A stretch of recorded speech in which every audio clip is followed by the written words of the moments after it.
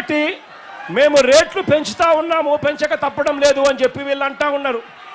నేను అడుగుతా ఉన్నా, మరి వీళ్ళు రేట్లు పెరిగినప్పుడు పెంచుతా ఉన్నప్పుడు ఆ రేట్లు తగ్గినప్పుడు మీరు తగ్గించారా అని అడుగుతా ఉన్నాను ఇదే చంద్రబాబు ప్రభుత్వాన్ని.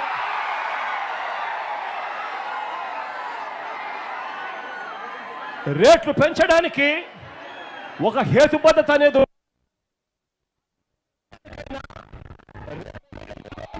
రేట్ల రివ్యూ అనేది సంవత్సరానికి కేవలం ఒకే ఒక్కసారి జరగాలి. అది కూడా అక్టోబర్ నవంబర్ మాసాల్లోనే జరగాలి. ఎందుకంటే అప్పుడు ఫిష్ మీల్ పుష్కలంగా అవైలబుల్ గా ఉంటుంది. అదే మాదిరిగా రైతులు పండించిన పంటలన్నీ కూడా పుష్కలంగా అందుబాటులో మార్కెట్లో అవైలబుల్ గా ఉంటాయి.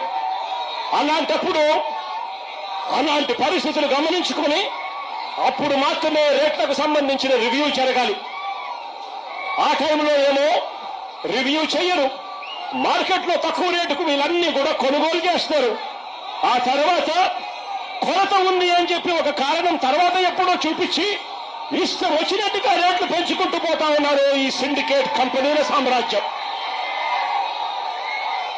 నేను చెప్తా ఉన్నాను, ఇదే మాదిరిగా వైఎస్ఆర్సీపీ ప్రభుత్వం ఉన్నప్పుడు, ఇదే మాదిరిగా మన ప్రభుత్వంలో 5 సంవత్సరాలలో 3 సార్లు కంపెనీలో ఇదే మాదిరిగా ఫీడ్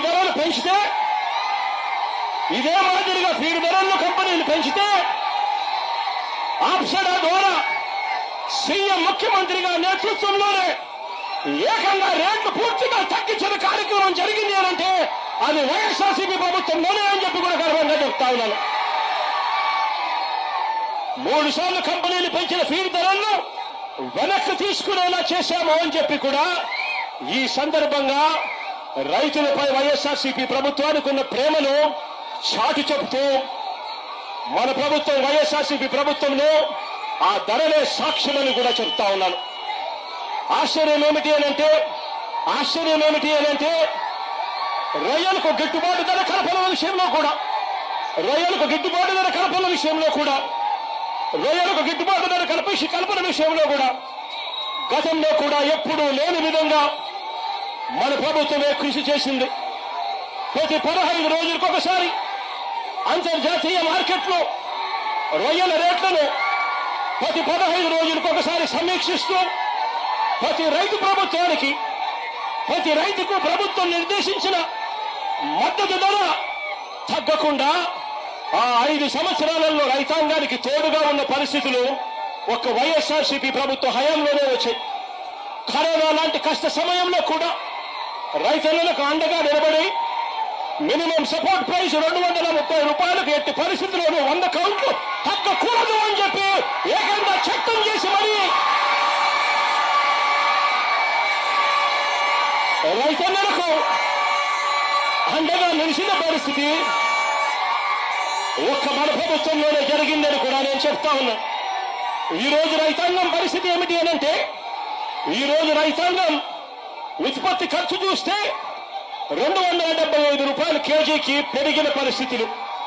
ఇష్టం వచ్చినట్లుగా ఫీడ్ రేట్లు పెరుగుతా ఉన్నాయి, ఇష్టం వచ్చినట్టుగా సీడ్ రేట్లు పెరుగుతా ఉన్నాయి.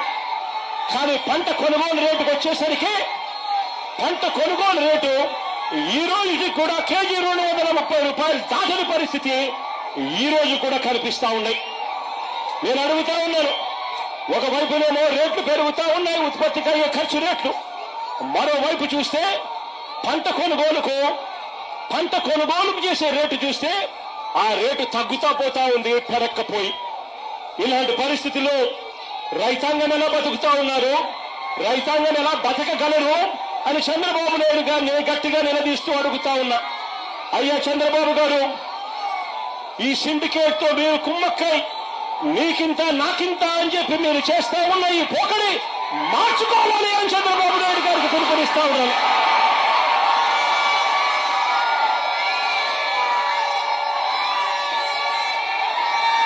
ఆక్వా రంగంలో ఉన్న రైతాంగం సంక్షోభం అన్నది ఎప్పుడూ కూడా ఎదుర్కోకుండా ఆ రైతాంగానికి అండగా నిలబడిన అడుగులు ఎప్పుడు పడ్డాయి అంటే వైఎస్ఆర్సీపీ ప్రభుత్వ హయాంలోనే. అంతవరకు ఎప్పుడు చూడని విధంగా గతంలో ఎప్పుడు జరగని విధంగా రూపాయిన్నరకే కరెంట్ ఇచ్చిన ప్రభుత్వం ఏదైనా ఉంది అంటే అది వైఎస్ఆర్సీపీ ప్రభుత్వమే అని చెప్పి కూడా గర్వంగా నేను చెప్పగలుగుతా. ఏకంగా వైఎస్ఆర్సీపీ ప్రభుత్వ హయాంలో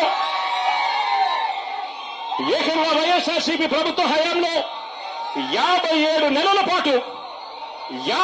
నెలల పాటు అంటే 5 సంవత్సరాలంటే 60 నెలలు, అందులో ఏకంగా 57 నెలల పాటు ఏకంగా 3,306 కోట్ల రూపాయలు సబ్సిడీ భరించి రూపాయిన్నరకే రైతాంగానికి విద్యుత్ ఇచ్చిన ఘనత ఒక వైఎస్ఆర్సీపీది అని చెప్తా ఉన్నా. అదే